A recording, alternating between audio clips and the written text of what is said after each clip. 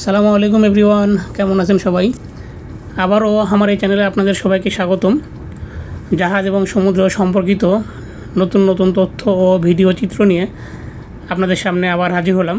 আমরা জাহাজ নিয়ে যখন যেই দেশে যাই, যখন বিভিন্ন দেশের প্রাকৃতিক সৌন্দর্য দেখি, সুন্দর সুন্দর জায়গা দেখি, তো সব ধরনের ভিডিও চেষ্টা করি আপনাদের সাথে শেয়ার করার জন্য। এবং জাহাজ সম্পর্কিত আমাদের অনেক কিছু জানার আছে। জাহাজের টুকিটাকি এত বিষয় জানার আছে যে আপনারা হয়তো বা আমার এই চ্যানেলে সাবস্ক্রাইব করে রাখলে একের পর এক সব কিছু দেখতে পারবেন এবং জানতে পারবেন। তো একটা জাহাজ বন্দরে কিভাবে যায় এটা নিয়ে এর আগে আমি একটা ভিডিও করছিলাম। তো আজকে আমি আপনাকে দেখাবো যে একটি জাহাজ বন্দর থেকে কিভাবে আমরা ছেড়ে চলে যাই, মানে পোর্ট থেকে কিভাবে বের হই। তো জাহাজটা পোর্টে বার্কিং করা ছিল, দেখতে পাচ্ছেন যেটা ঘুরতেছে, এটা মরিং উইন্ডস বলি। এটাতে রোপটা পেঁচানো থাকে। আসলে এই জাহাজের রোপগুলো অনেক মোটা। এই মোটা মোটা রোপ দিয়ে এই জাহাজের আফট সাইড, এটা জাহাজের পেছন সাইড, এই পেছন সাইডটুকু অনেকগুলো রোপ দিয়ে এই পোর্টে বাঁধার জায়গা আছে, এই পোর্টে বেঁধে রাখে। এবং জাহাজের ঠিক সামনেও এরকম জায়গা থাকে, এই মরিং উইন্ডস থাকে। তো ওই সামনেও এরকম রোপ দিয়ে বাঁধতে হয়। এটা না বাঁধলে আপনার জাহাজটা পোর্ট থেকে বের হয়ে চলে যাবে অটোমেটিক।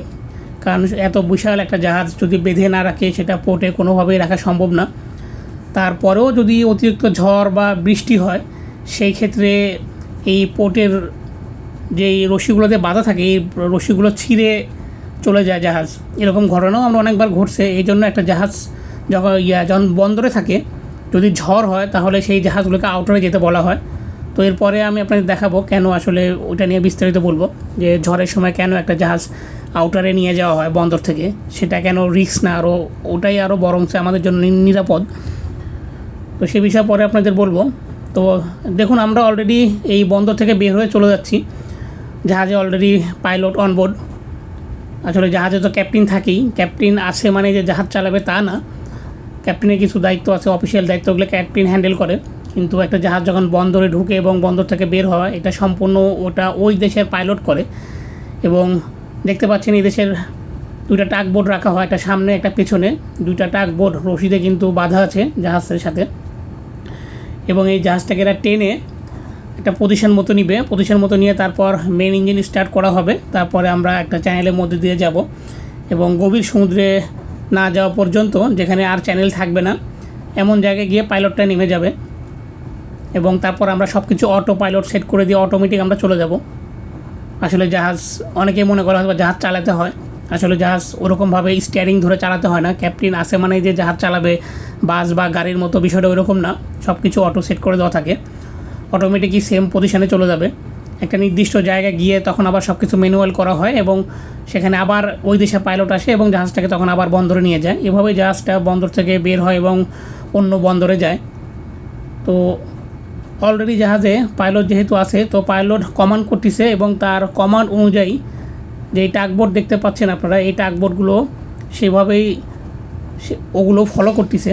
আমাদের জাহাজের পেছনে আরও জাহাজ আছে। তো এই বন্দরটা অনেক বড়, বাংলাদেশের চট্টগ্রাম বন্দর থেকে অনেক বড়। এটা ভারতের কানলা পোর্ট, গুজরাটে। তো মেন ইঞ্জিন অলরেডি স্টার্ট করছে, দেখতে পাচ্ছেন পেছনে প্রোপেলার ঘুরতেছে, পানি দেখলেই বোঝা যাচ্ছে। তো আমি যেহেতু ইঞ্জিন ডিপার্টমেন্টে, তো এখন ডেকে যাব না, তো উপর থেকে এই জন্য ভিডিওটা করলাম। ডেকের নাবিকরা যারা আছে তারা এখন খুব ব্যস্ত। এই সময়টা অনেক সেন্সিটিভ, খুব গুরুত্বপূর্ণ সহকারে এখন ডিউটি করতে হচ্ছে, তাদের কাজগুলো করতে হচ্ছে। কোনো রকম ভুল যদি করে ফেলে অ্যাক্সিডেন্ট হয়ে যেতে পারে। এই জন্য খুব সাবধানতার সাথে জাহাজ যখন পোর্টে যায় এবং পোর্ট থেকে বের হয়, তারা তাদের ডিউটিগুলো করে। আমাদের পেছনে দেখতে পাচ্ছেন আরেকটা জাহাজ, ওই জাহাজটাও বের হচ্ছে। আমরা একসাথে দুটো জাহাজ বের হবে এখান থেকে।